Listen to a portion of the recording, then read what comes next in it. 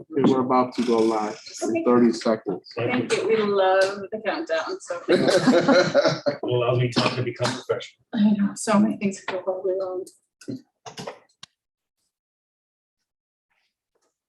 Okay, you can go.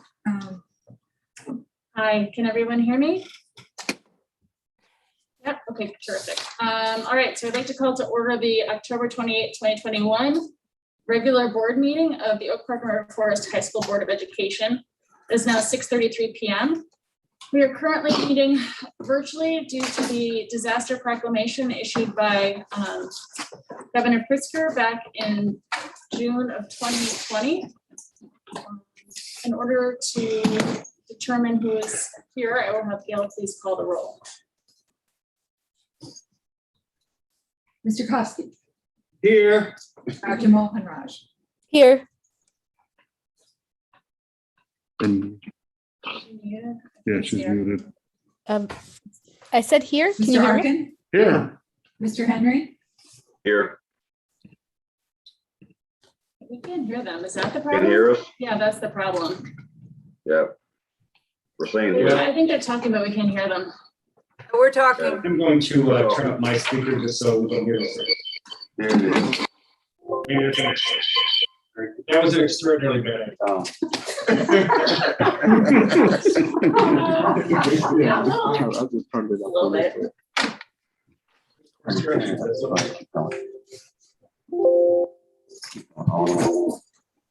Yeah, it's Attendees who are muted.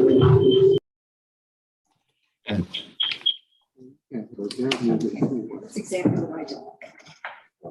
They should all be muted. That's on the end. Okay, okay. Can you folks on the other end hear us okay? Some of them are not muted.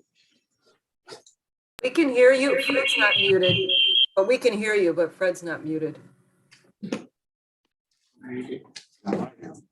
Good job. okay. Okay, testing 1, 2, 3, looking for feedback. So far, so good. You're hearing us okay? We can hear you, yes. Can you hear us? Yes. Perfect. Gail, could you go back to Mary Ann, because I think she was trying to sit here. Oh, yeah, she put that in the chat. Dr. Mohan Raj, Here. Mr. Henry, Here. Mr. Martiri, Here. Ms. Harris, Here. and Ms. Dixon Spivey. Here. All right, so our first item is closed session. So for anyone who might be watching live, we will be going into closed session now. We will be returning for our regular board meeting at, usually we are pretty good at getting back by 7:30, 7:35-ish.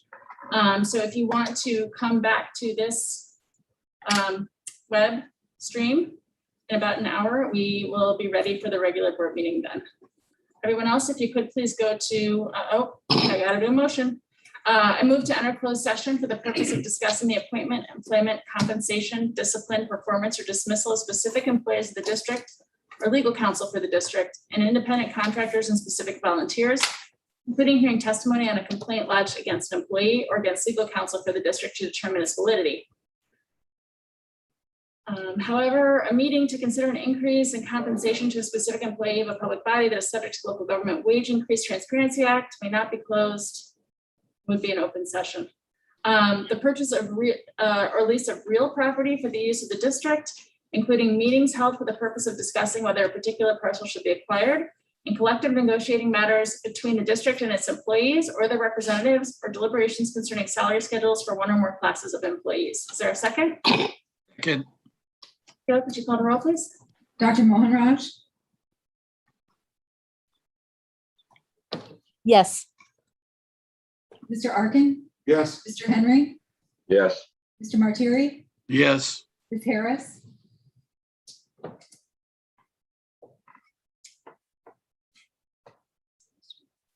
Yes. Ms. Yeah. Joukowsky, and Ms. Dixon Spivey. Yes, and I do see our student council rep, and it's great to see you here. If you could come back in 1 hour, that would be terrific. Thank you.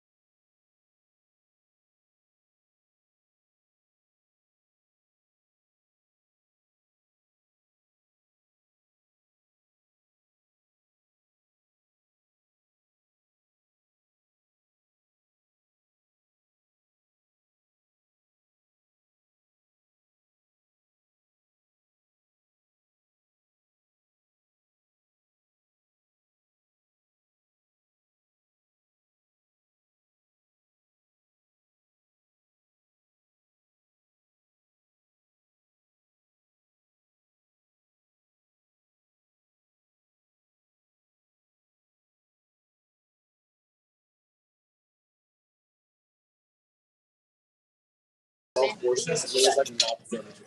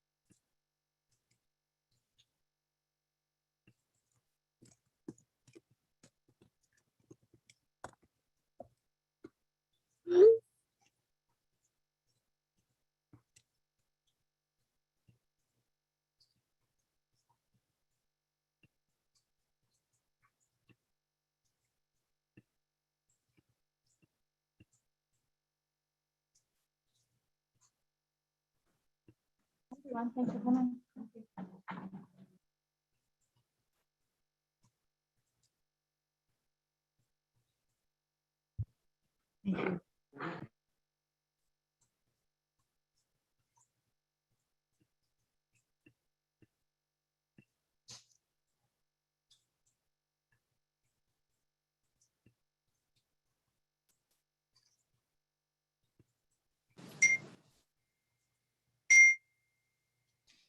On Zoom meeting.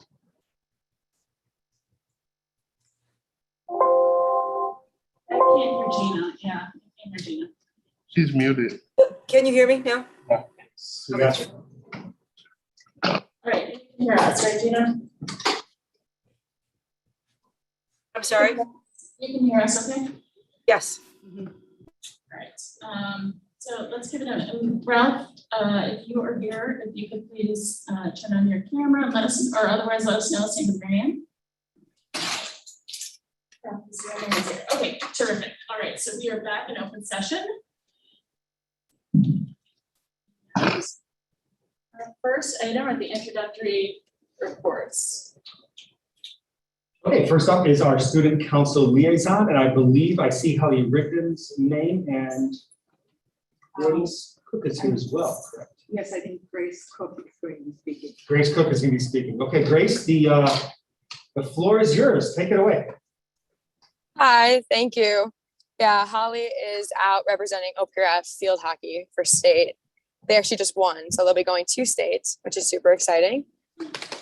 Overall, to recap, homecoming was a success. I don't know if she was here last week or if it's every other week, but homecoming was definitely a success. Everyone had great feedback. They love the outdoor idea, super grateful. People know that I'm on student council and definitely are not shy to come up to me and tell me the problems that they experienced, and there was really no problem. So that was really good. And currently, I think student council is working towards pushing for more hot food in the lunchroom. There have been a lot of people, me included, who do get the school lunch and are kind of, I mean, like the chicken sandwiches and everything they have, the nachos are really good, but just having a bigger variety of hot food is what we are trying to push towards. Also, some things, there were some complaints about some of the restrooms being locked. I know they were locked for a reason at some point, but just athletes were having trouble. They needed room to change, didn't have the room. Yeah, that's it. If you have any questions, let me know. Thanks for that report, Grace, and thank you for pinch hitting. It's really appreciated. I'm sure your friend appreciates it too. Any questions from any board members on any of that? All right, well, good. I'm really glad that you had a great homecoming. You guys deserve that this year. Okay, next up is something a little new. After some conversations beginning late this past summer and into this early fall, we decided to introduce something called the Student Showcase as one of the introductory items at our regular board meetings. And so I'm going to ask right now, Principal Parker to come on up if you would. We actually are going to do this now in two ways. The purpose here is to really showcase some of the excellent things that are happening at OPRF in a variety of areas. And so the idea here is to kind of highlight two different student activities, accomplishments, ways that they're engaging in academic success and all sorts of other things. And so, Linda, I'm going to turn it over to you to introduce the first one, which is remote, and that's from our HYPE students. And then the other one is chemistry here. Go ahead. Good evening, everyone. We're really happy to have a part in our monthly board meetings in order to just showcase some of our students' activities and athletics within the building so we can get a better idea of like what's going on. So each month we're going to have student activities and student athletics represented. So tonight on our Zoom session, we're about to see Susan Johnson from Student Athletics, our Director of Student Activities, along with our HYPE group, and they will explain their processes. Susan, if you would like to go right ahead. Hi, so tonight we have Ginger Bencola. She's our sponsor of HYPE, which stands for Healthy Youth Peer Educators. This is a group of students that work on healthy choices within our student body. from an extracurricular standpoint. And then they also go into classrooms and do workshops with students. So I'm going to let Ginger go ahead and introduce her students and let you guys know what they've been up to lately. All right. Hi, everyone. Thank you for having me and our HYPE group. I have 4 of our HYPE student leaders here with me today. And just to add to what Susan shared, we describe HYPE as one of our wellness groups here at OPRF, and we focus on all areas of wellness: physical wellness, mental wellness, emotional wellness. And so some of the topics that we cover are things like substance use prevention and mental wellness promotion. And so I have 4 student leaders here with me. I'm going to start by asking them to introduce themselves, maybe share your name, your grade, and why you are involved in HYPE. And then we wanted to just share with all of you 3 of the activities that we have been focusing on for the first quarter of this school year. So I'll turn it over and ask the students to introduce themselves first. Hi, my name's Satoda. I'm a senior at OPRF, and this is my 3rd year at HYPE. I joined HYPE specifically for its big focus on mental health. I have a lot of people in my life that, including family members and friends who have mental illnesses. So I really like that I could learn all about those specific mental illnesses and learn how to like actively help my friends and family. So, yeah. Hello, everyone. My name is Zachary Ellis. I am a junior, and this is my 2nd year in HYPE. I joined HYPE because I really want to help freshmen and sophomores be in the right direction when it comes to high school and stay away from drug usage and alcohol usage. My name is Karina Schultens. I'm a senior this year, and this is my 1st year in HYPE. And I basically joined HYPE because I am really against drugs and against alcohol and all of this stuff that HYPE advocates for. And since freshman year, I've been saying, don't drink, everyone, don't drink. And now I was like, why not just do it to the whole school? You know, so I joined HYPE to make a difference and to just help spread healthy mindsets. My name's Kennedy. I'm a senior, and this is my 3rd year in HYPE. I joined because I like what we talk about, and I like going into the classrooms and being able to talk to people like face to face about it, other than just, you know, a poster on a wall saying don't drink or don't do drugs. All right, thanks everyone. We didn't even rehearse our order and they all did a great job jumping in and introducing themselves.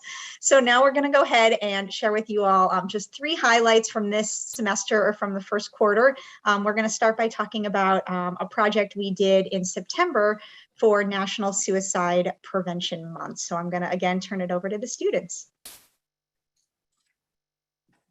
September is National Suicide Prevention Month, and suicide is the 2nd leading cause of death among adolescents.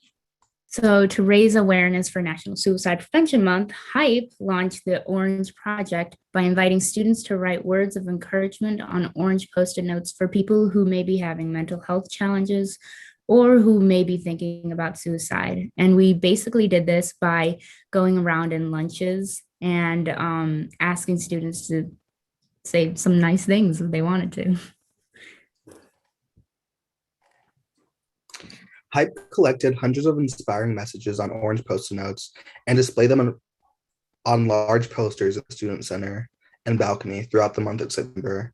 Some of the messages included like heartwarming messages like believe in yourself, we believe in you, etc.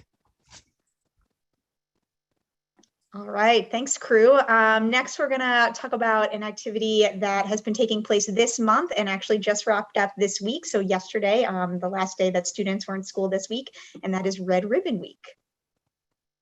So this week we had Red Ribbon Week. It's an annual prevention week in October that's dedicated to raising awareness about the harmful effects of drugs and alcohol, and celebrating teens who choose not to use them. So we continued a tradition that we started last year. During remote, we put 7 skeletons around, well, last year we did it around Oak Park. This year we were able to do it in the school, but we put 7 skeletons around the school, and each one had a red ribbon and a trivia question, and you would like scan a QR code and you get all of that. You take a selfie with it and then answer the question, and you correctly and get entered into a raffle for prizes. So the scavenger hunt just finished yesterday, so we're going to announce the winners next week. All right, thanks. We always like that Red Ribbon Week lines up nicely right around Halloween time, and so try to put in a little Halloween twist and advertise to students that they can learn the spooky truth about drugs and alcohol.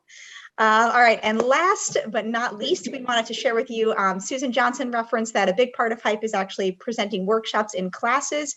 We do multiple workshops throughout the school year in different classes in the building. Right now, we are partnering up with the Leadership and Launch program and presenting in all of our launch classes. And so we're going to share a little bit about that with you next. All right, so this year we did Don't Put Your Health in Jeopardy, and it's a wellness trivia game in the style of Jeopardy. And the categories were Turn Up the Beat, which is about nutrition, A Bit of a Stretch, about physical activity, Just for the Health of It, about healthy habits, Stress Busters, about healthy coping skills, and Lean on Me, which is about support resources. And we've been presenting in our Wellness Jeopardy game in all of the freshman launch classes this semester. And so far, the game and the wellness tips have been very well received and there's been a lot of student participation and competition in classes. Of course, very friendly competition, but yeah, bribed with the prize of candy. I don't see why anyone would not like to participate in it. All right, thanks again, crew. I know I certainly could go on and on about our HYPE activities and our HYPE students. As you can tell from listening to the students, HYPE talks about topics that I think are very important, but can also be challenging to talk about, especially among your peers. And so I just never cease to be amazed and inspired by all of the HYPE leaders. This is HYPE's 6th year at OPRF, and we have grown each year, and we've had 40 student leaders participating this year, which is exciting for us. So that's all we have for you today, unless there are any questions that I can answer or our HYPE students can answer. So I have a question. So during COVID and now post-COVID, have you seen an uptick in the need for sort of support services or just someone to talk to, or how has the stress affected students that you've seen? Yeah, I mean, I feel like I can answer that, with 2 hats. Certainly as one of the social workers and members of our student services team, I can absolutely say we have seen an uptick and an increase in students' needs in the building for sure. I'm confident all of my student service colleagues would agree. And then from the HYPE perspective, I would say sort of like a positive side of that is I think we've also seen an increase in interest in talking about wellness and buy-in to talking about wellness. So this has been the biggest year of our student leaders in HYPE, but also I think we're just getting a lot of engagement in classes and with the activities that we're doing, because talking about wellness, talking about mental health, talking about prevention is on everyone's mind because of our COVID experience together. I just want to note in the chat, you received a shout out from Grace saying that it was, she received amazing feedback in her launch classes as well. So well done. Gina, I think you had a question? Not actually a question, it's more of a comment. And huge gratitude to you all, for the students, for saying yes to doing everything that you can towards your mental health and wellness, the mental health and wellness of everyone around you, and the example that you're setting is so huge to be setting already in your life. Like, you're setting yourself up. I taught yoga. I teach yoga now for many, many years and practice since I was 17. Trust me, you're doing the right thing. Like, you are. So I'm just so, I'm so thrilled to hear it and to see it. I actually do kind of have a question, because you mentioned that you've been in a lot of spaces with the students and that they've gone into classes. Did you say, I might have missed it, did you say how many students have actually received some of the services from HYPE, or like been in their classes or conversations or spaces? I didn't get a number, and I feel like that number is probably very high. So I just was curious. Oh, I feel like I should have anticipated that question. I did not crunch the number, so I don't have an exact number to give you right now. But we are going into all of the launch classes. Does anyone on here know how many launch classes we have? I believe there are 8 launch sections. And excuse me, I take that back. There are 4 periods and there are 4 sections in each period. Okay, so 16 classes. And then we'll also this semester be going into all of our health classes. So that of course is for our entire freshman class. And then next semester we'll be partnering with other classes. So this semester alone we'll be in all of our freshman spaces, so 800 to 900 students. And some of them will be getting 2 different workshops. And then next semester we'll be going into additional classes. So I think we have a pretty far reach and high impact in the building. And again, and so I share your gratitude for our students who want to step up and be leaders in this work. For sure. I knew it was a high number, so thank you. I wanted everyone else to hear it too, because I know the hard work and the leadership of the students and of yourself. So thank you all so much. Thank you, thank you, thank you for taking time this evening to talk to us. We really appreciated it. And we really appreciate all you do. It's just wonderful to see you. And Ginger, just so your students hear this shout out, a teacher was raving about having Hype students in their room and the impact that it had on their students and how they just wish that could happen even more. So not only are you making an impact, but you're gaining a following. So thank you. And thank you all for being here tonight. Thank you. Great, thanks again for having us. Hype crew, I think we can log off. Thank you again for being here on your day off. All right, thanks everyone. Have a good night. Great to see you all. Thank you, students. Thank you. Thank you. Thank you. To the board, thank you for having that type of presentation. We often ask what the impact of SEL is on our students, and as you can see, not only do they get it from us, but they are also helping their peers with it as well. And so just a wonderful thing to see happen. I am going to invite at this time Nicole Epson, who is our athletic director, and she is going to share with us, as you heard just from Grace from Student Council, we have yet another group going to state competition. Nicole has been pivotal within the school of recognizing our athletic groups and our students who are making it to state. And so we are joined tonight by her and the students, and their parents are in the wings as well, just excited about the opportunity itself. All right, thank you. I'm gonna have the girls introduce themselves and I'm gonna talk a little bit about their experience.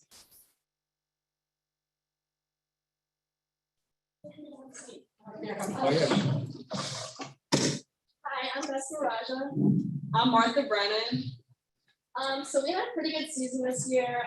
We played doubles together for the first full season. It was really fun. We had like really fun matches and we did pretty well overall. And we ended up making it to the state tournament, which was so exciting. We were so proud of ourselves. We made it that far and it went pretty well. So we're pretty compatible people. I'm really proud of us. I didn't know that. It was a really good match. I'm really glad that we were able to play together and I'm really excited for our new course next year. So. Awesome. We also have our coach here, which I'd like to invite up, Coach Galuzzo. Experience wouldn't be possible without Coach Galuzzo, and he had an extra duty this year in trying to arrange courts both on and off campus and having all of our home matches away, or what would traditionally be at home away this year due to our court situation. So I just want to congratulate and show our gratitude to Coach as well for having such a successful season despite having some challenges. So thank you, Coach. So to talk a little bit about their experience, they did make it to state. They played normal community first, which was a seeded team. It was a long and grueling match. And they, sorry, I'm losing my place. A couple break points in each set cost service games led to a 6-2, 6-2 loss in the first round backdrop. They played Sandburg. Set 1, they got a break early, won the set. Set 2, they lost a break late and lost the set and played a tiebreaker instead of a third set and won 10-5. During the second round drawback, they played a team from Stevenson High School, highly competitive. They lost service games early in each set, played 1 hour and 30 minutes of intense competition before losing 6-2, 6-2. But we are so proud of them. We are proud of their experience, and we want to congratulate our 2 young ladies who qualified for state this year.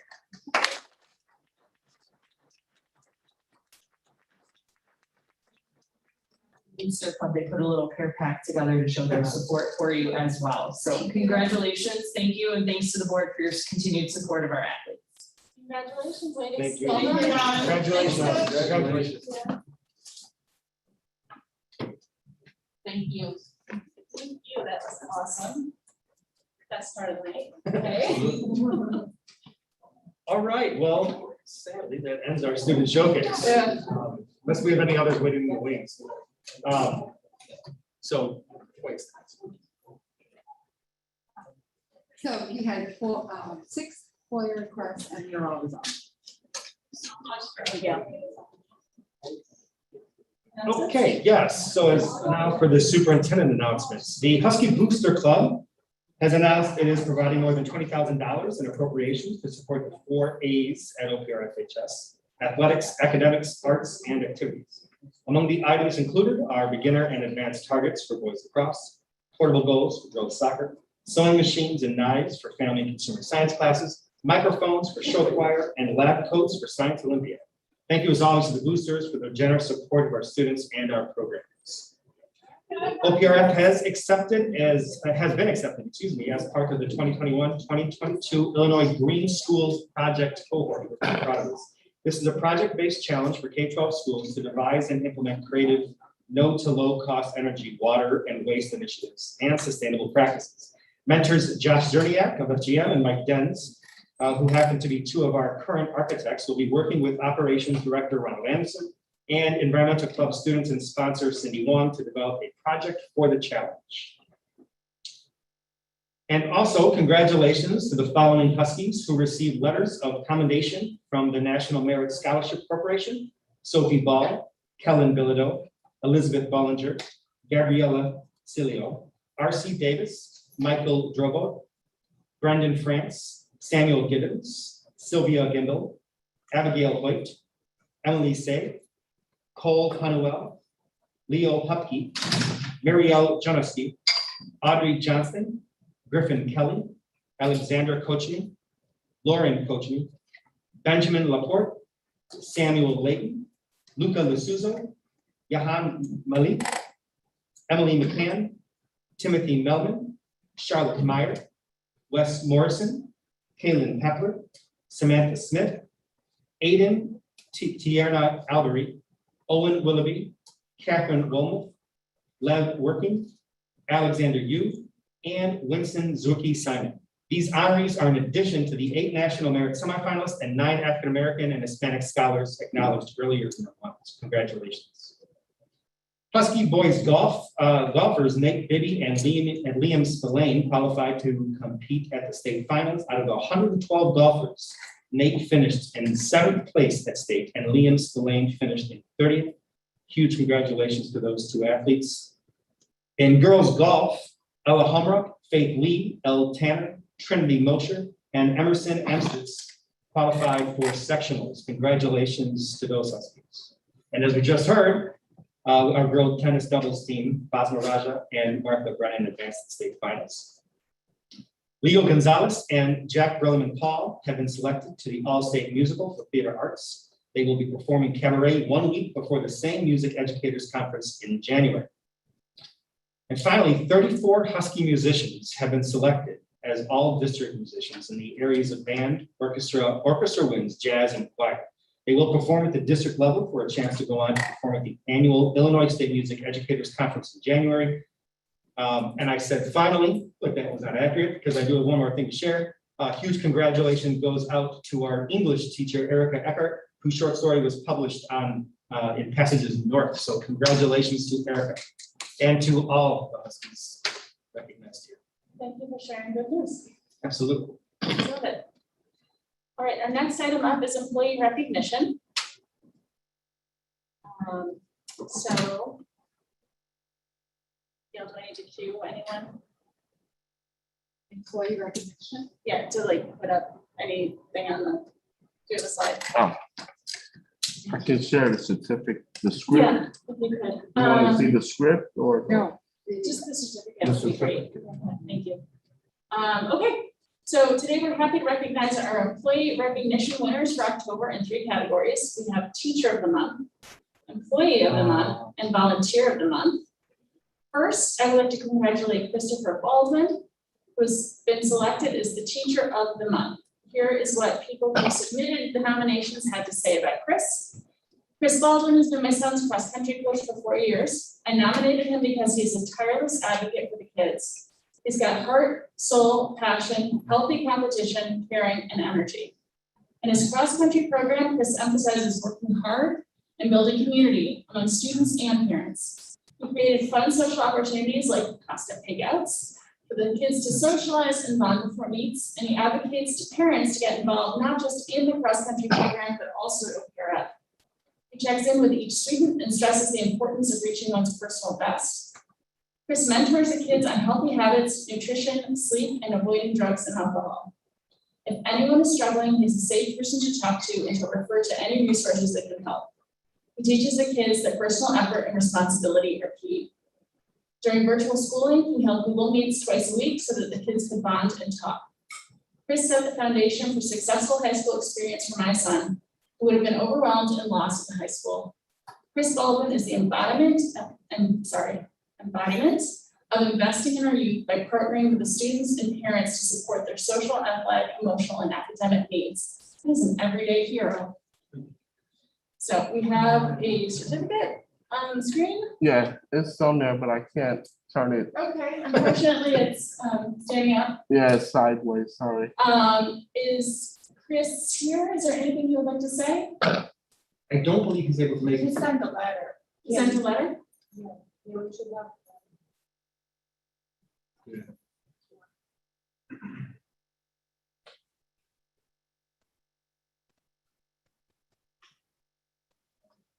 Let's go on to our next one, if we could. And if we find All out right, what we well, can certainly yep. it is. Congratulations, Chris. We'd love to hear that about our faculty. It's why we're here. All right. Now we have our next winner, Employee of the Month, Gabriela Martinez. Here is what people who submitted the nominations had to say about Gabby. The amount of work Gabby does behind the scenes is incredible. She's hardworking and fun to be around, and she's always willing to help out. As a new staff member with limited training and experience in Skyward, Gabby graciously took time out of her busy schedule to complete small tasks for me, show me how to create and run roster reports, and update me on closed sections. She did all of this with kindness and patience. Another member of the team said, Gabby worked countless hours updating the master schedule for faculty and staff. We had to make changes in the middle of the night and on weekends, and she did it with no hesitation. She made sure we worked the problems out and got the schedule right. She went above what she needed to do. We are lucky to have her on our team. Great job, Gabby. So congratulations, Gabby. Do we have Gabby here today? She was logged in earlier. Unfortunately, she had to leave. Okay. So she went able to do Yeah, this right now. sorry. But, Gone longer probably than she anticipated. one of the, can I just add something since Yeah. both of these folks aren't here? One of the things we do every time these recognitions are announced is we visit their classrooms or their workspace during the school day, and we celebrate them with the school. And while they're not here to speak for themselves, they were absolutely, it's just so fun to see their faces and how overwhelmed they are with the recognition. So both of them were very, very touched by it. Yeah, so that makes me happy. Thank you for sharing that. And I'm sorry, I have a letter from Chris, which is a very short statement. Yeah.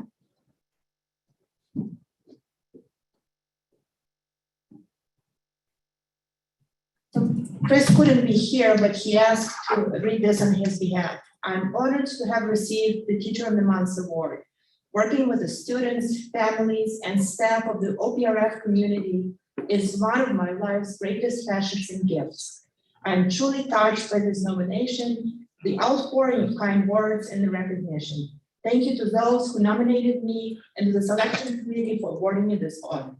I'm very grateful, and I look forward to continuing to serve our students and hope to continue to encourage and inspire and bring joy and positivity to the community. Okay, thank you so much. Thank you again, Chris.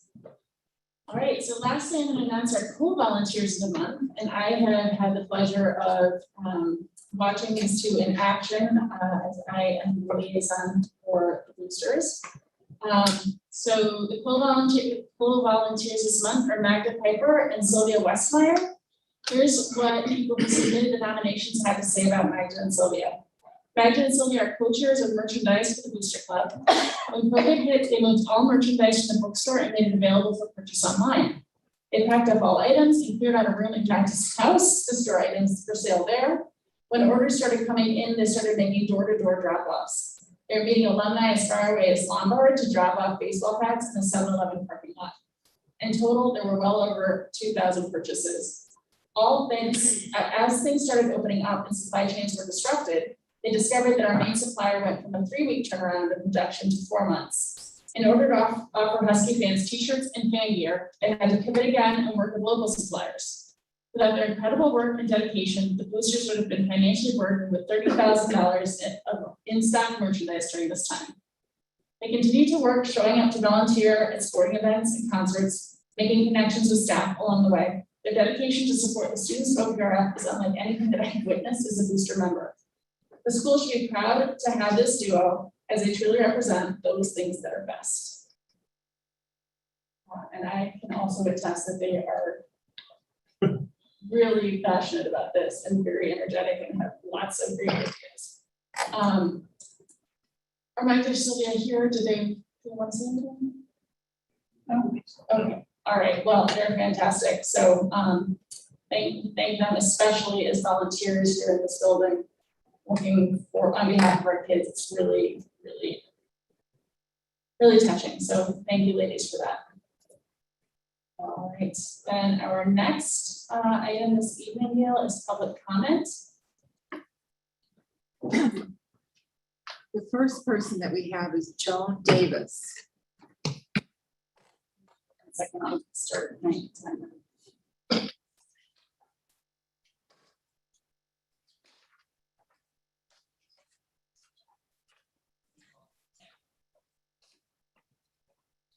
Can you hear me? Yes, we can hear you. Okay, I'm going to make this very short. You guys have a long, long night as always. And I'm here just to speak to about the inclusion of all non-tracking for the 9th grade. I'm a former high school history teacher, and I just want to share 2 experiences in support of the non-tracked honors community curriculum for all.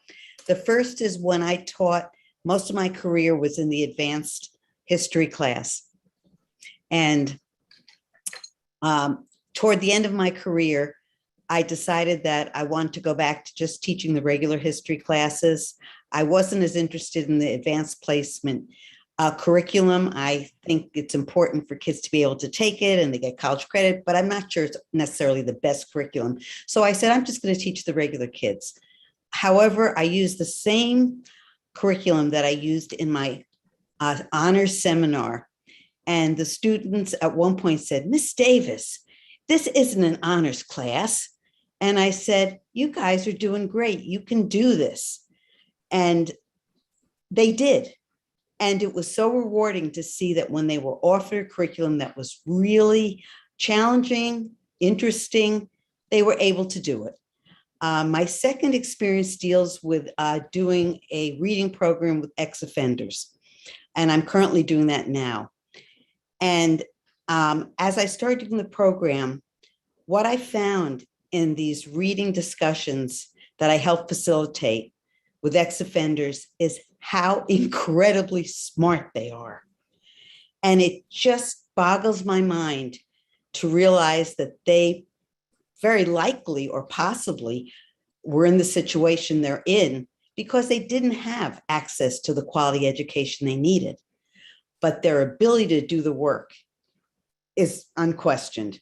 So I just want to offer, as opposed to all the academic research, some real experiences that I've had that make me believe that if we have an honors curriculum for all incoming freshmen, we're going to do a great service to all those students who are often not considered able to do the work, and we're going to find that many of them can.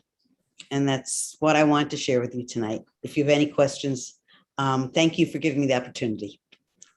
Thank you, Ms. Davis. Meg Lewis is the second. Yeah, hi, can you hear me? Yes, we can. Thank you. My name is Meg Lewis. I have a daughter who is a senior at OPRF. My older daughter is graduated and is a sophomore in college. And I am also speaking very strongly in favor of the curriculum restructuring that's being proposed and hopefully going to be implemented soon. I only wish that my daughters had had a chance to be part of a classroom that was both inclusive and also challenging. Everything that I've read about this proposal is, makes me very confident that it's well thought out, that it's going to have an important effect on all of the students who participate. My own experience with my daughters, who are both Black and both in the honors track, is that it's an extremely isolating experience for them. When I looked at the memo that was put out along with this agenda, and it noted that in honors English classes, 7% of students are Black. What that means in a class of 28 students, I believe, is about 2 Black students. And that's pretty much what my children's experience was in taking honors classes. I think they lost out because of that. I think that, the message was sent to them and to other students that, is a message that I don't think our community really values and supports, all students in the same way. I think it's incredibly important that the same diversity that exists in our community is reflected in every single classroom, that every single classroom is integrated and is representative, and that the various backgrounds and experiences that students bring are only enriching, to each other's experiences and to their ability to learn and to reflect on, politics, history, all of the other subjects that they're contending with. So just, to say again, I really support this. I'm hopeful that it will, be implemented as quickly as possible. It's been a long time coming, I think. And I, thank the board and everyone else who's been involved with making this happen. Thank you. Thank you.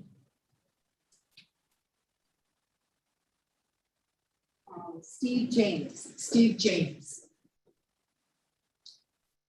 I'm not sure.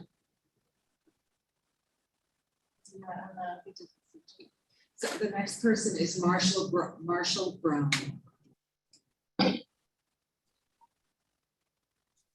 Hello, I just wanted to make it known, I'm a parent of a future OPRF student, that I'm not in favor of the D-tracking program. I have read through the materials, and in my view, one of the obligations of the school system is to make sure that every student is being challenged to their best of their ability. And based upon this, notwithstanding anything that's in those documents, it is clear that there will be students that will not be challenged as much as they otherwise could. And I think that that's doing a disservice to those students and frankly can hurt motivation for those students as well.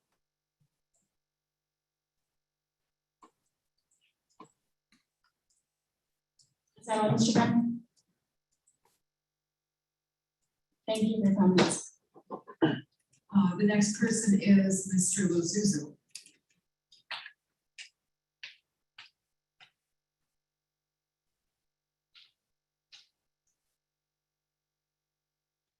Hi, can you hear me? Yes, Mr. Lucido, you can begin when you're ready. Thanks. Our community will wake up tomorrow and most folks will not even know this meeting occurred. But our school board will have set in motion one of 2 distinct paths for our community.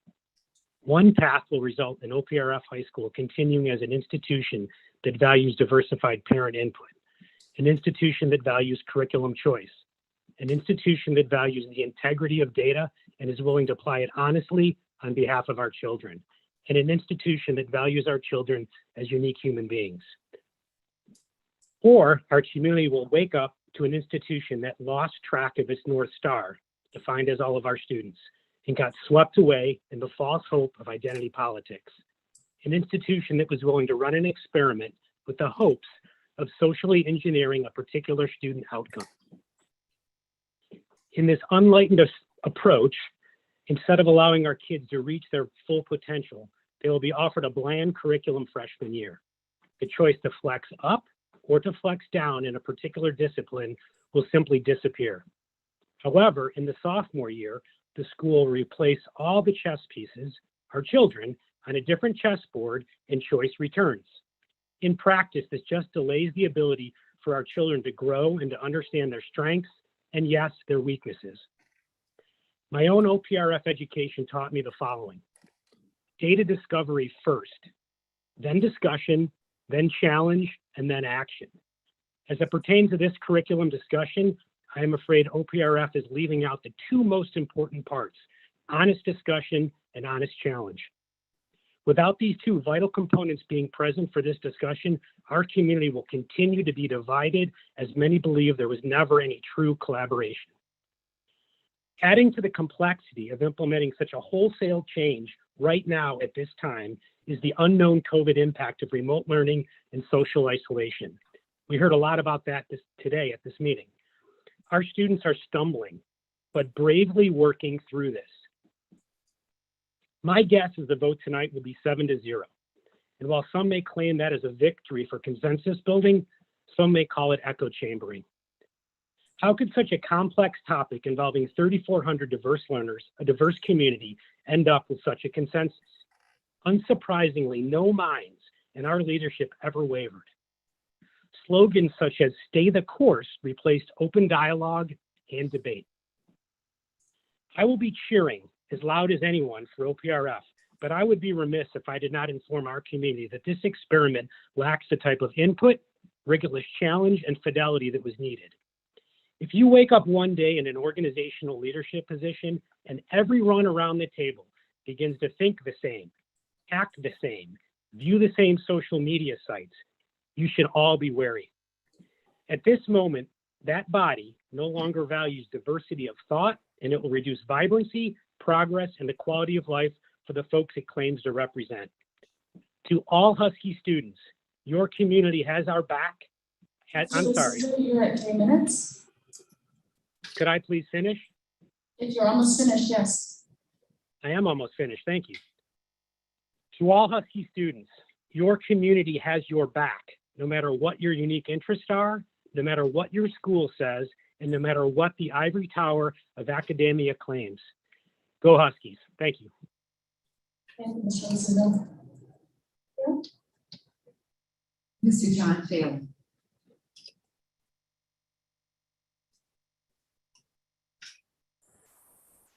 Sorry about that. Didn't know the unmute button was going to come up.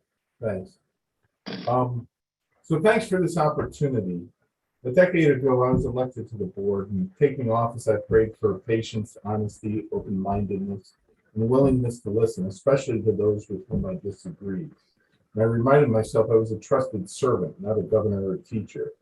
I sought enough humility to hear all the ideas and perspectives that were out there so I could make better decisions. And having been where you sit, I know and appreciate the time and effort you devote to your duties. In recent times, service on public school boards has become more difficult, too difficult.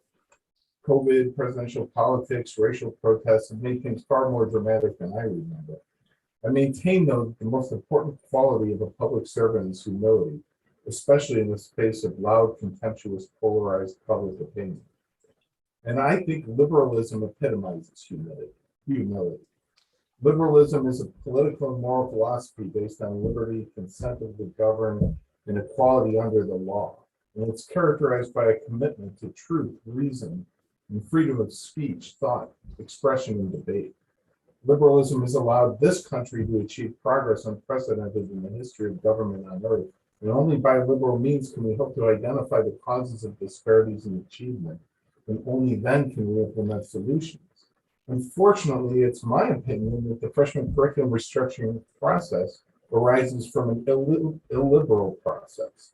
Rather than openly debating opposing views, this discussion has been insular and defensive. I was at the meeting when Mr. Johnson first announced the initiative, when it was in earned honors, and then they put on town halls that were really, in my opinion, carefully crafted sales pitches for what they wanted to do, and every vote has been unanimous.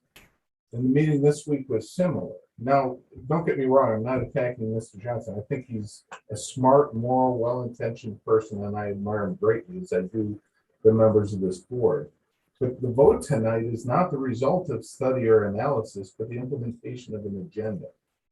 You mean well, and you want to show that you care and you're trying to do the right thing, but you can't be right because the process matters more than the outcome, and you'll never solve a problem you're trying to address without fearlessly looking at its causes.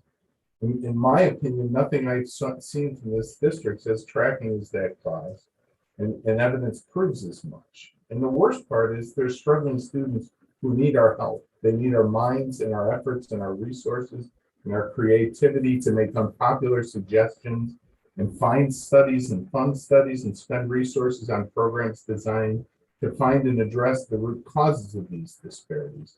But what you're voting on tonight is simply a symbolic gesture at best and a distraction from real solutions at work. That said, and I expect the vote to be unanimous tonight like those before it, I really hope I'm wrong. I really do. And that the freshman curriculum restructuring is successful.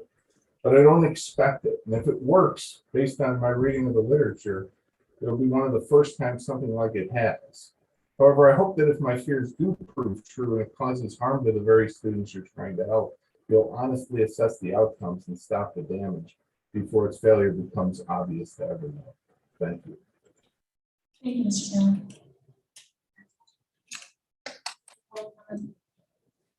All right, next to the agenda. We have the consent agenda first. Are there any items that a board member would like to pull for further conversation or consideration?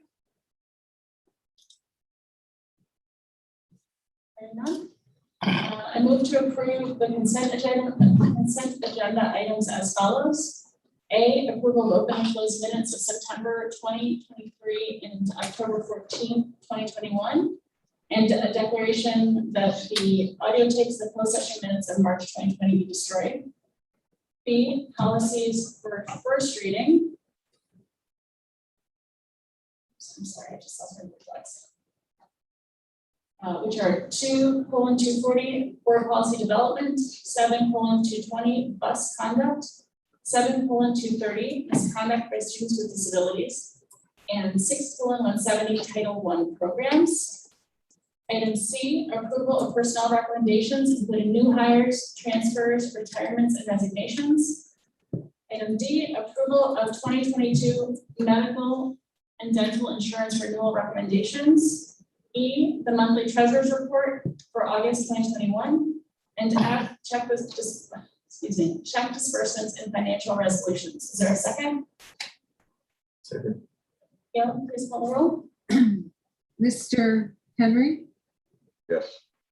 Mr. Martieri, Yes. Ms. Harris, Yes. Mr. Kowski, Yes. Dr. Mohanraj, Yes. Mr. Arkin, Yes. and Ms. Dixon Spivey. Yes. All right, our next item is the freshman curriculum restructuring. I move that we approve the restructure freshman honors courses in history, English, and world languages. Is there a second? Second.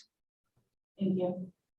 I don't know if the administration had planned on saying anything this evening. You know- We did go through this extensively. That's exactly right. So we don't have a full presentation, but I would like, in case there are questions or anything, for the folks who helped to present that lesson to come forward, and that would be, maybe just Dr. Fiorenzo, I believe the division heads as well can come forward if there are any questions. And I'll just, before I pass this off to Dr. Fiorenzo, who I do believe wants to say something briefly to the board. You don't have to, but I do want to just simply point out that this has been a 2+ year long process of kind of curriculum design and writing, and our teachers have put in just an excess amount of hours. So to getting us to this point, for getting us to this point, I want to just extend gratitude for all the hard work vision heads, especially our teachers, have done up to this point, and all the hard work that person did. So, Dr. Miranda. Thank you. I won't be before you long. Is this on? Oh. It's whatever. It's not on.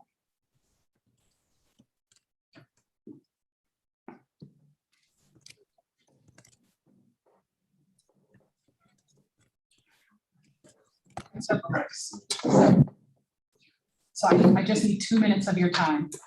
I want you to know that on October 14th, you heard from the 4 divisions that are represented behind me, a thorough plan to offer all students one high-level rigorous honors curriculum that will interrupt systemic inequities so that students' academic identities are influenced to reflect their potential. You heard from administration, a thorough plan to offer teachers long-term professional development that addresses and supports the freshman restructured curriculum.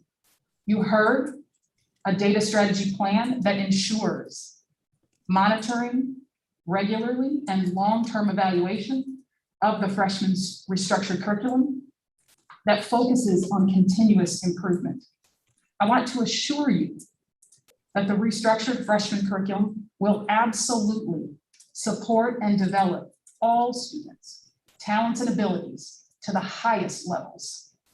Developing the talents of all of our students through opportunity and access to one high-level rigorous honors curriculum allows Oak Park and River Forest High School to be a distinguished model of equitable excellence. Developing our students' talents, our ability to do that to the fullest extent possible for all students is the beginning of that excellence. In fact, true excellence lies in our capacity to develop students' intellectual and scholarly abilities to the fullest for each and every one of our students. Our students, all of our students, are capable of learning at the highest levels. Our teachers are ready to deliver high-level curriculum in a supportive and welcoming environment to ensure our students grow in their knowledge and personal development. Members of the Board of Education, Oak Park and River Forest High School can be a distinguished model of equitable excellence if we embrace talent development, cultivating all of our students' intellectual and personal development through access to one high-level, rigorous freshman honors curriculum presented for your approval tonight.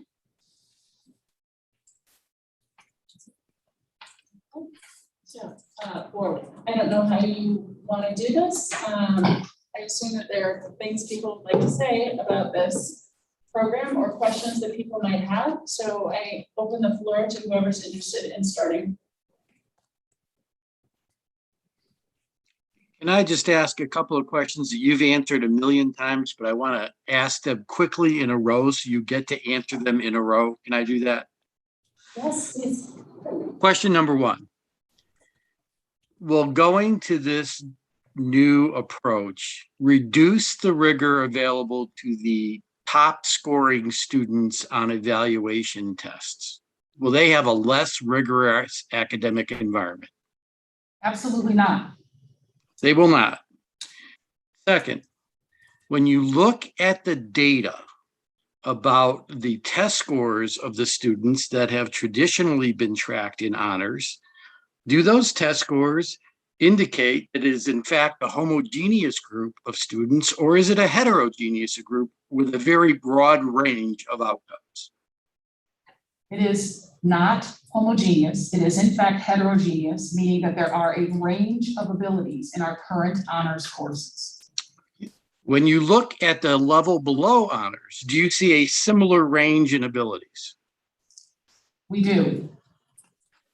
You see that the one distinguishing factor happens to be that most of the students, the vast majority of the students tracked into honors happen to be white. and a disproportionate number of the students tracked into the lower courses happen to be minorities. Absolutely, the data is very clear about that. So making this move would not change the rigor available to our highest academic performers. It would not change the environment those high academic performers are having from a learning standpoint, from a homogeneous to a heterogeneous environment, because in fact, they are in one already. And so my understanding is the only thing this will do is open up the highest, most rigorous coursework to all our students with the same range of academic capacities. Is that correct? Absolutely correct. So this approach is a best practice that's in the interest of all our children. It's predicated on the evidence. And when you look at the actual data, the only thing we are doing is breaking down barriers that were created that artificially disadvantaged specific student populations. And when I say specific student populations, I mean our African-American students, our Latinx students in particular. That's correct. Thank you. That's all I had. All right, others?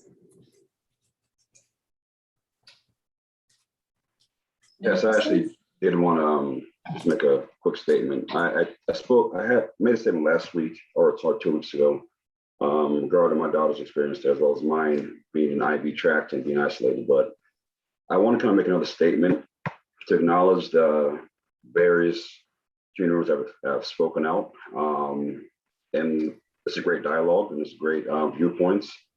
But there comes a point when we need to stop having conversations about and conducting research surrounding inequities in our school systems and actually implement plans aimed at eliminating barriers for students. I've read the plan in its entirety that was presented, not just the PowerPoint presentation, and seeing the essential genesis of tracking. it doesn't really make sense anymore, right, for me. And I hope that those in the community that did weigh in the discussion actually read the whole entire plan and asked questions appropriately to the administration staff and department heads. So based on the kind of emails we received, I believe there are 3 points of view. The first viewpoint is that some are generally concerned that intent may be good, but worry about the implementation of the new curriculum plan. And I can understand that because it's new, we haven't tried before, and anything new can be a little scary. The second viewpoint is that we should move forward because academic inequities have been a longstanding issue that need to be addressed with action and not words. These divergent views are rational and both hold merit in my opinion for various reasons. However, the third viewpoint that I've been seeing is rather disappointing. And it's disappointing because it involves statements such as elite high performing students will suffer academically because we're trying to help a certain group, quote unquote, certain group of students. The common thing that's coalesced for me over the past several weeks is that there's inherent fear of having more children of color in classes with white students are deemed to be high performing. One thing I've learned through my life is that racism doesn't go away, it just merely changes its tactics. And veiled racism is still racism, even if the intent is not explicitly stated. The result is the same, it's inflicted harm, pain, and trauma. I will be voting to approve new curriculum change because I have listened to the administration and department heads' plans and this logical path forward. If this community is really serious about tackling inequity, racism, and bigotry at OPRF. There seems to be a consistent comparison to Evanston regarding various issues within our community, but we are not Evanston. We are Oak Park and River Forest. I believe our teachers and administration are well equipped to ensure that all students at OPRF will receive the same opportunity to be challenged to the best academic version of themselves without lowered expectations being imprinted upon them. I am certain that we will have setbacks, but that is when we rely upon our dynamic teachers and staff that have worked tirelessly on this to make the necessary adjustments. What makes a project or plan successful is the team carrying out the work and how it's implemented and adjusted throughout its duration. I firmly believe our administration and teachers are up to the task. Thank you. Thank you, Khalid. Others want to speak? Sure. Tom? All right. right, I guess mine is about the number 8. Can you hear me? No, there it's done. So I'm gonna kind of address this in different time horizons. 8 years ago, or thereabouts, when I first joined this school board, was confronted with discussions about how our curriculum wasn't standard and just concerns about just the rigor and quality of our curriculum. At the same time, the need to eliminate barriers, and that there are institutionalized barriers that exist that are not allowing all of our students to succeed. 8 years ago, and that's just a drop in the bucket. So I've, lived with it, listened, and I'm actually thrilled to see the hard work that has been put forth by our faculty and our administration to address, one, providing a rigorous standard 2021 curriculum to challenge our students. So thank you. And then an opportunity to address one barrier. That was 8 years ago. 8 months ago, I was in a campaign to run for school board, and one of the critical topics was curriculum. And what I found from that, and that's a chance to kind of test the waters or hear, there was a lot of misunderstanding or lack of understanding, which is challenging. And I would say that was the common thing, but then the interesting part of the election was that of the candidates who were running, there were some in support and some opposed, and the ones that were in support were elected. So that is some degree of a vote because there's voices, and I've got to listen to myself, but I try to listen to what, how do you listen to the community? And that's one way the community can speak. So that was 8 months ago, 8 hours ago. No, I received an email today, 8 hours ago, I read it. So it's a theme.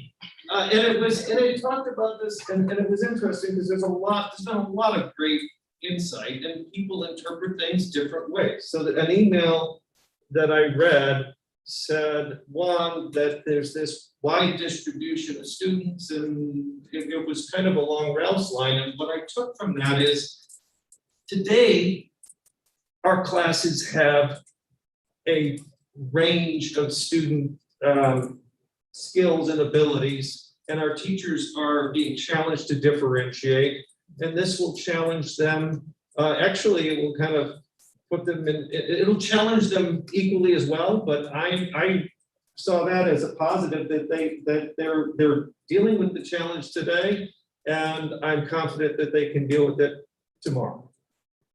And then the second point I read was honors for all is like everybody's varsity. And my take on that one was, this isn't varsity, this is tryouts. This is their first year in high school. And what do you want in tryouts? You want everyone to have a fair shake. You want an equal process that allows everyone to get out there, not based on mommy saying, my kid's a superstar, or somebody else, but it's a fair way of giving them a chance to show what their aptitudes are to get the support. And then beyond that, we have 3 wonderful years to then say, okay, you can play varsity ball, you can play this, etc. So I interpreted it a different way, which is what happens with data. So with all that said, I appreciate the effort, and there has been debate and discussion on the campaign trail, and I am in support of this work. Thank you. Thank you. And Gina? Thank you so much, Sarah, and thank you to my fellow board members for your comments already. You've all hit on some of the things that I was going to say, so I'll keep it brief. I I wanted to point out that there has been extensive discussion about this, as well as extensive information, extensive data diving. I know the amount of data diving that goes into making a decision like this, being an educator, and I know the amount of background and research and work that has transpired to bring forth this evidence-based idea that we're doing. There are a number of places that have shown that if students are given the opportunity, they will excel. And this is the opportunity. Here is the time for us to give them the opportunity. I want to also point out that we have the Culture, Climate, and Behavior Committee, of which many times at this meeting, I have expressed to community members that this is a great avenue for discourse and would welcome anyone who's interested in participating in that committee as we provide information back to the board about the culture and climate and the activities that transpire in the high school. And we do some amazing work, and thank you to the administration for that. And lastly, what I would like to touch on is what Mr. Henry said, which was the fear aspect of this. One of the conversations that we had when we did a town hall over a year and a half ago, there was a comment about the idea of dumbing down the curriculum.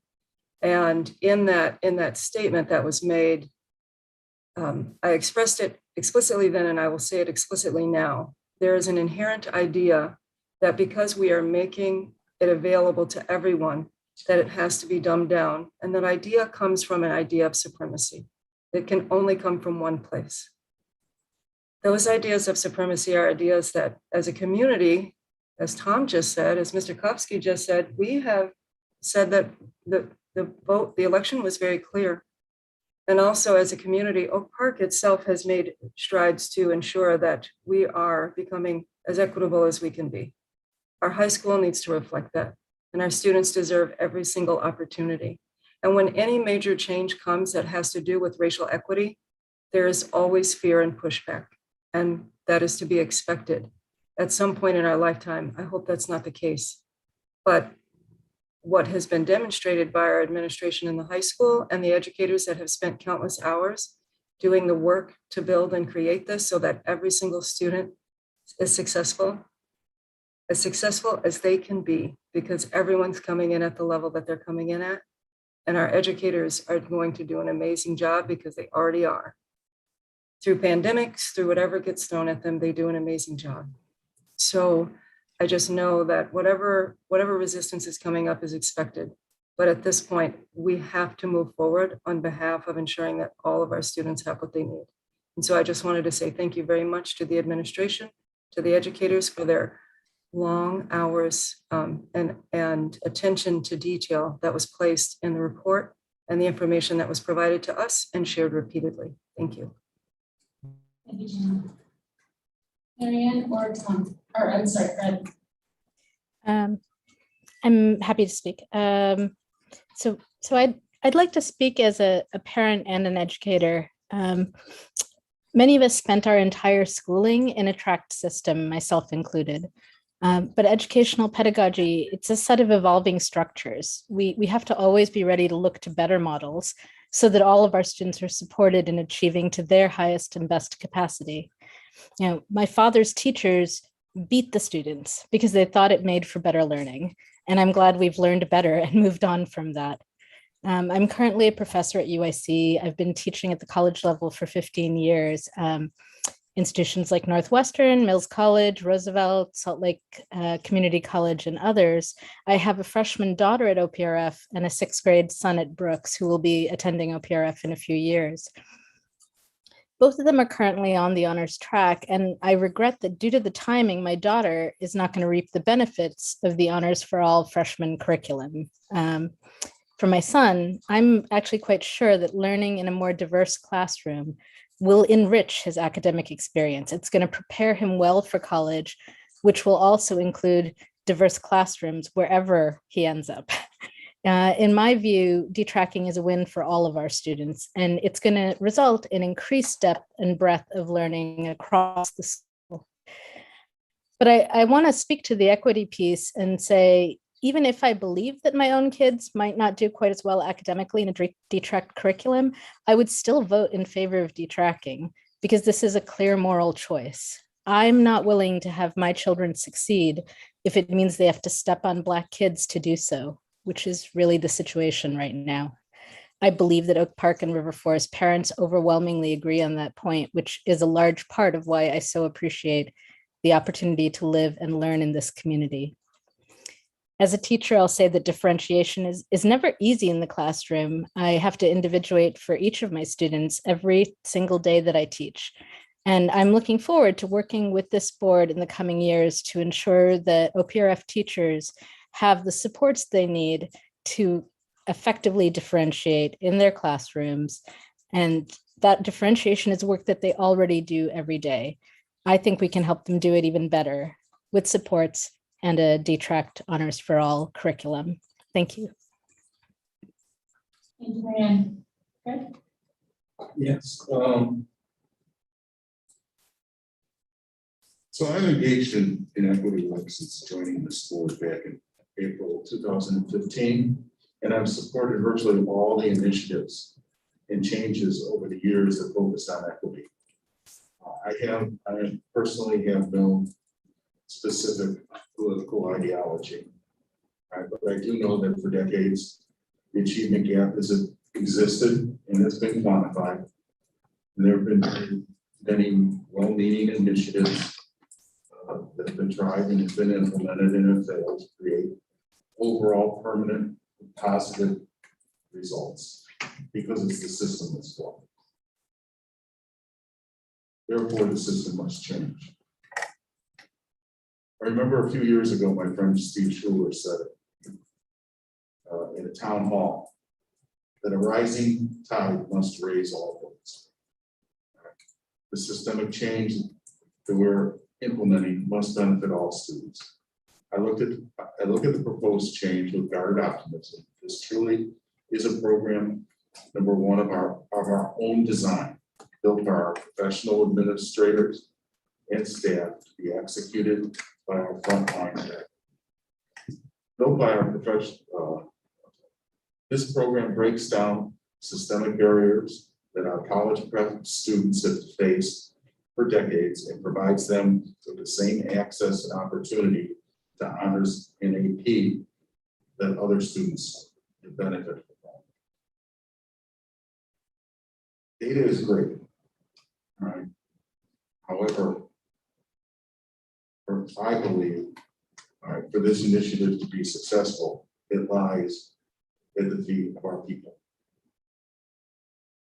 And you can't measure people. You can't measure people's desire, their discipline, their stick-to-itiveness, etc. I think there are four things that I've identified. I think that we need to look at as success factors going forward. Our preparedness as a district. I don't think in 2019, when this was rolled out, we were prepared. I don't think we would have had a successful program. However, watching and listening to our administration, our department chairs, and the incredible amount of work and professional development that's gone through to build this program, and with our faculty and staff, I think we are prepared. All right. The second thing that I think we need to have for success is our ability to set benchmark goals, to monitor and adjust. The district needs to set quantitative standards consistently in real time, monitor progress versus those standards, and have the ability to correct course on the fly. All right. The third is the commitment of our faculty and staff. All right. And I can't thank our faculty enough for their support of this initiative. It's truly our faculty that will make this happen. All right. I understand that there is widespread support and commitment by our faculty for this work. And it's evidenced by the immense amount of time and professional development that our faculty has been engaged in over the past 2 years.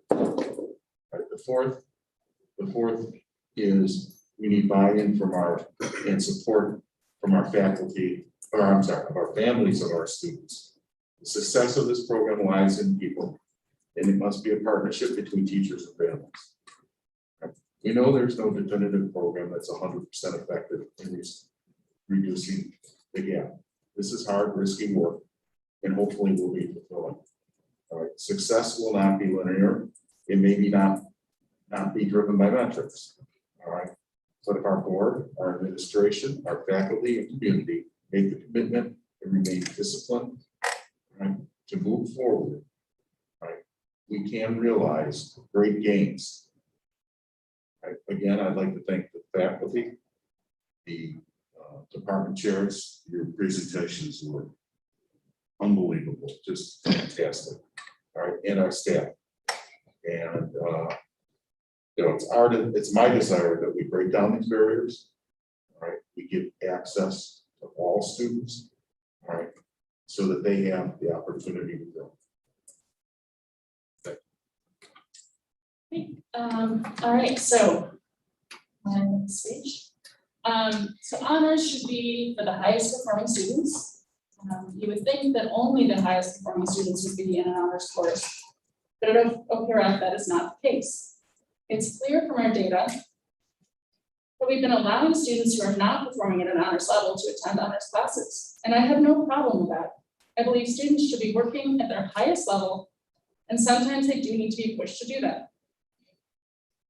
However, I have a big problem with the corollary. We can currently let students who are already performing at high levels in college prep languish there, despite their clear ability to do honors work. And this is our failing to fix.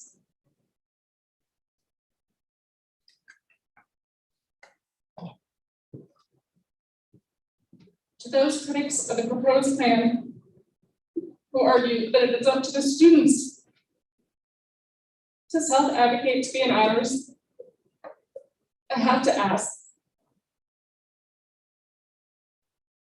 did you make your children as freshmen self-advocate to their counselors to be in honors? Or did you advocate for them or seek a parental override? It is unreasonable to expect an incoming freshman to self-advocate to be placed into a higher class, and even more unreasonable to require them to do so. However, I do believe that after finding success in freshman year, these students will be far more inclined to self-advocate as needed in subsequent years. This freshman curriculum initiative will allow students to fully explore their abilities by being exposed to difficult material at the highest levels and encouraged to succeed. This will further enable them to better choose their courses from then on, according to their abilities and their interests. I anticipate that we will see honors enrollment in subsequent years increase, which will allow us to expand honors and AP course offerings. This should be welcome news to all parents who believe they have high-performing students, because after all, in our district, much like in Garrison Keillor's fictional Lake Wobegon, all children are above average, frankly, including mine. So I'd also like to put this proposed curriculum change in perspective. We are talking about 4 courses freshman year out of an entire high school career. Freshman year is inarguably the year that least influences college acceptance committees, while concurrently being the most important year for the personal growth and self-esteem of our scholars.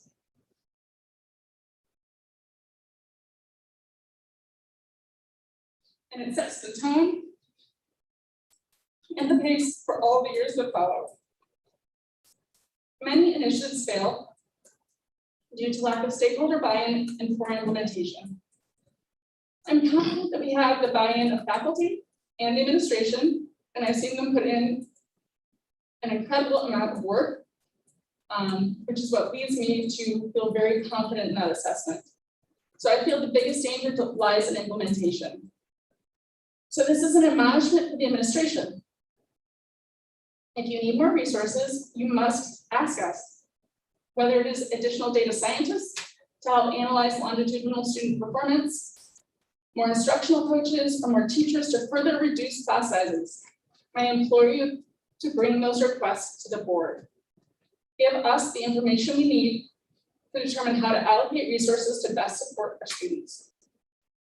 We've tinkered around the edges of opportunity gaps and academic initiatives for too long. And as we know, doing the same thing over and over again and expecting different results is useless. This curriculum change is a well-reasoned, data-supported, evidence-based initiative that will benefit all of our students. And while change is scary and hard, it is also necessary. I want to thank our current administration and Dr. Pruitt Adams for having the courage to put forth the suggestion which they knew would be controversial. This is an example of the visionary leadership I expect from our administration, and I'm grateful to all of you for having the clarity of purpose to lift the veil on the unconscionable practice, this is where I get mad, of gathering students into academic tracks by race rather than ability, which is what we've been doing for years. Whether or not it was unintended is irrelevant. So I will be voting for this initiative.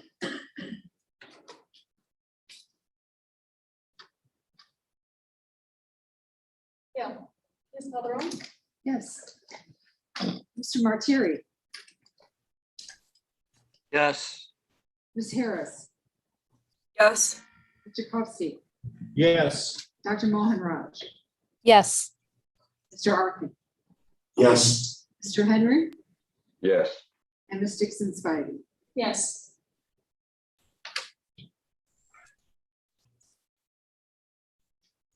Thank you. What is next on the agenda is our 22-23 course proposals. And these were also presented 2 weeks ago at Committee of the Whole, and they are here for your approval. We don't have any additional presentation for it, but if you have questions. Questions from board members? I'm going to clarify, this does include the anticipated courses for next year, or is that coming at a later date? No. So this includes, it does. It includes the course descriptions that go into the academic catalog, for the restructuring that you just approved, Okay. as well as course descriptions for other changes that we make on a yearly basis. All right, questions? Dale, could you call the roll, please? Do you want to do a motion? Oh, I'm so sorry. I move that we approve. It's already been a long night. I move that we approve the academic course catalog as suggested by the administration. Is there a second? Second. Mr. Henry, Have Anand try these on and make sure they fit it Yes. already. Mr. Arkin, Yes. Mr. Martieri, Wait, Yes. What I can do with the thing. Yes. Mr. Kovsey. Yes. Dr. Mohanraj, Yes. and Ms. Dixon Spivey. Yes. Thank you. All right, we have one last little, well, two, but one substantive last item, which is the addition of a board goal that we have been discussing, but wasn't quite ready for public consumption when we adopted our prior board goals. If anyone has any questions about this, we can certainly talk about it further. Otherwise, I have a yeah. question or hopefully clarification. The memo on goal 2 says by January 2021. Am I correct that that should be 2022 or is it done? Good correction, 22. Okay, I assumed, but I didn't want to. We have many goals, but one of them is not to accomplish something that we haven't set up yet. Okay, in the past. So I would. Yeah, we'll amend that. I'll make that change. Thank you. And so that's a Scrivener's error. Gail, do we need to have a motion to amend? All right. Okay. Any other questions from board members? All right, Gail, you can please call the Can roll. we have a second? Oh. Second. Who is it? Yes. Mr. Martieri, Yes. Mr. Arkin, Yes. Mr. Henry, Yes. Ms. Harris, Yes. Mr. Kopsky? Yes. Dr. Mohanraj? Yes. And Mr. Superintendent? Yes. All right, our last action item for the evening is to accept a donation. I move that we accept the donation from the OPRFHS Boosters Club, who donated in commemoration of the 50th anniversary, $39,570, which is being applied to the digital wall near the Welcome Center and the Wall of Excellence in the Student Center. We are so grateful to the boosters for this. This is so generous. Is there a second? Second. Mr. Arkin? Yes. Mr. Henry? Yes. Ms. Harris? Yes. Kopsky? Yes. Dr. Mohanraj? Yes. Mr. Martieri? Yes. And Mr. Superintendent? Yes. All right, we also have some information items, and then future agenda items. Does anyone want to suggest a future agenda item? I have a future agenda item, Sarah. I think that we talked about this before, but would love to see us bring that conversation of having a student on our board again to our, I know we talked about it. I'm just not sure when we're going to revisit it again. Yeah, we can certainly have a discussion about that as a board. I can just add that there are a variety of other ways, actually, in some ways, this is a conversation recently we've had when we're planning for CCB. There are a variety of different ways that we have to gather student voice and to use that voice to feed to feed conversations that are important for the board or the school as a whole. And so whether they are work with our racial equity team, whether it's work with our superintendent advisory committee, which is going to be piecing together a variety of folks across the school, which is very close to rolling out, and other things as well. There are other ways that we are getting that student voice to feed the board, and this could be a piece of that. I think maybe the board might want to discuss. So that's, Yeah, that's I all. Is that fair? Yeah, I mean, the only thing I would add is I would want to try to structure it in a way to ensure that the student is getting the most out of it that they possibly could, right? Maybe by grouping our action items in different ways, for example, but we can talk about what that might look like. I have an agenda item, which isn't really an agenda item, it's sort of a future agenda item for the update. I had the distinct pleasure of meeting with our environmental club yesterday after school. They were awesome and it was really fun. And I think I was invited back and I might start crashing out regularly. But they were fantastic. They had a ton of really great suggestions, which I'm going to share with Dr. Johnson. But they also are invested in helping us as a board create our environmental sustainability policy. So I reached out to Ralph as well, since he actually teaches this stuff, to kind of get some insight into how we can best help them in that process. But I just wanted to mention that because it was so great. It was so fun. It was so fun. All right, any other agenda items? I missed it, yeah, sorry. I bet they'd let you back one. They were so great. All right, so I think maybe that it's time to adjourn. So I move to adjourn, is there a second? Second. All in favor? Aye. Aye. Any opposed? All right, thank you very much. Thanks for your hard work, everyone. Have a good night.